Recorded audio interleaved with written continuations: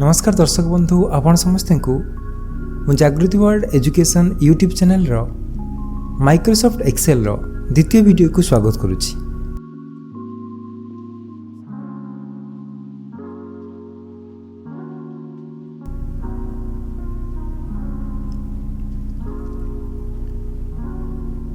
आजिर video में आपण मानक सिखेबी आपण गोटे वर्कबुक रे केमितिका नुआ नुआ वर्कशीट जोड़िबे ता सहित गोटे वर्कशीट रु आपण आउ गोटे वर्कशीट को केमितिका जिबे। विलंब न करी आसंतु एमएस एक्सेल रो ए द्वितीय वीडियो को आम आरंभ करिबा। देखंतु आज्ञा सभा प्रथमे आपण जेतले माइक्रोसॉफ्ट एक्सेल को स्टार्ट करंती से समय बाय डिफॉल्ट माइक्रोसॉफ्ट एक्सेल रे तीनोटी वर्कशीट आसीबा कथा किंतु मो सेटिंग अनुसार एटी गोटे वर्कशीट आसुची।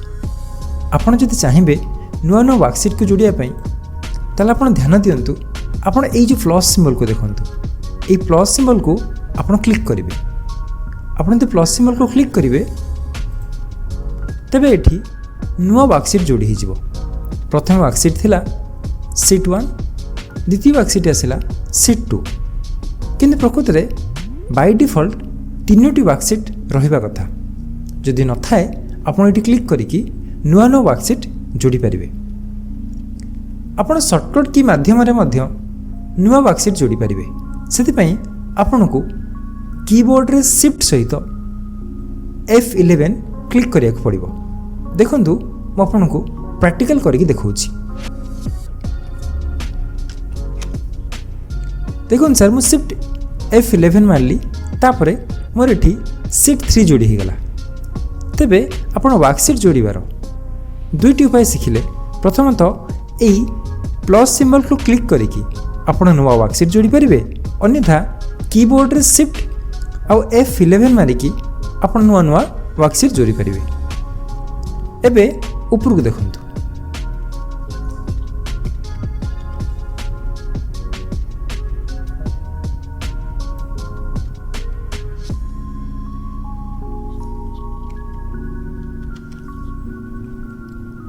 एबे आसुन देखिबा आमे गोटे वर्कशीट रु आउ गोटे वर्कशीट को केमितिका जिबा।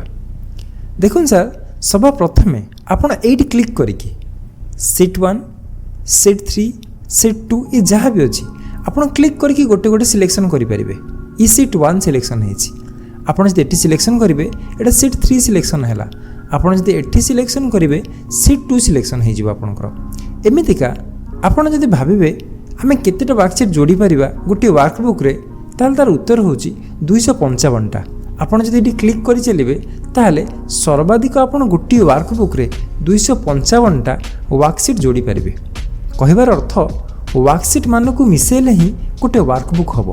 ताले गोटे वर्कबुक रे विभिन्न वर्कशीट निश्चित रूपे थाए आ प्रत्येक वर्कशीट रे किछि न किछि रो आ कॉलम थाए आ रो आ कॉलम माने परस्पर को जोड़ी छेद करंती सेठी छोट छोट सेल तयार हुए जहाकू मु आपन को प्रीवियस क्लास रे बुझै सारछि। एबे आसंत हम देखिबा आमे गोटे वर्कशीट रे गोटे निर्दिष्ट रेंज को केमि सिलेक्शन करिया माने निर्दिष्ट सेल मानकर रेंज को केमि सिलेक्शन करिया। एहार दुईटी उपाय अछि। प्रथम उपाय होछि आपण माउस द्वारा एमती सिलेक्शन करि परिबे। मु जदि को बॉर्डर देबी आपण बुझी परिबे। तो मोर रेंज रो स्टार्टिंग होछि A1 और शेष होछि A6 अर्थात A कॉलम फर्स्ट रो आउ A कॉलम 6th रो तेणु आर रेंज होची A1 रु A6।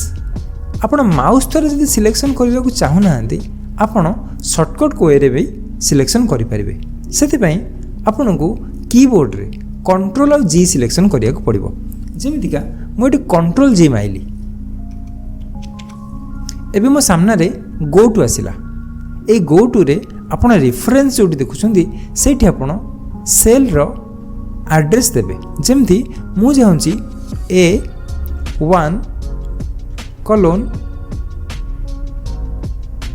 A10 मु A1 रु A10 पर्यंत रेंज को सिलेक्शन करी आपन ये रेफरेंस देकी आको ओके करेंगे। एबे देखंतु आपनकर A1 रु A10 पर्यंत सिलेक्शन हो जाइछि। एहा उपरे आपन जदि चाहिबे एबे बॉर्डर मध्ये अप्लाई कर दे परिबे। देखु बहुत शीघ्र मु A1 रु A10 भितर बॉर्डर अप्लाई करदेली।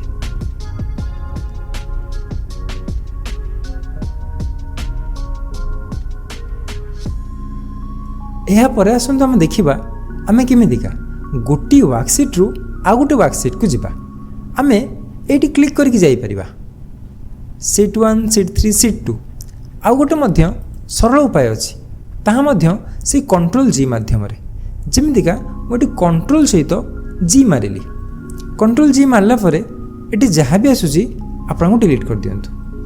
एबे आपण ये लिखंतु धरतु आपन को सीट 2 को जीवार अच्छी आपन लिखि नियंतु सीट 2 एटी एक्सक्लेमेशन चिन्ह दियंतु कीबोर्ड रे आपन जोठी अल्फाबेट्स रही आपंकर ता ऊपर देखो किसी नंबर्स आ स्पेशल कैरेक्टर अच्छी सीटी 1 जोड़ी लिखाई से 1 उपरे आपण एक्सक्लेमेशन चिन्ह अच्छी ताको शिफ्ट सहित अप्लाई करंतु सेटा एक्सक्लेमेशन लिखि जिवो और एठी सीट 2 रो कौन सी गोटे सेल रो एड्रेस बा ना को दे दियंतु जेमती मु लिखिली A1 अब आपण को ओके करंतु आपण देखिबे जदी आपण एठी सीट 2 सिलेक्शन करछंदी बा सीट 2 सिलेक्शन हो जाइए ता सहित आपड़ आसिकी A1 सेल रे अच्छी तेणु आपण गोटे सीट को माउस द्वारा क्लिक करके जाइपारे जदि एक रु अधिक सीट थाए तेबे आपण कंट्रोल जी माध्यम एमतीका जाइपारे।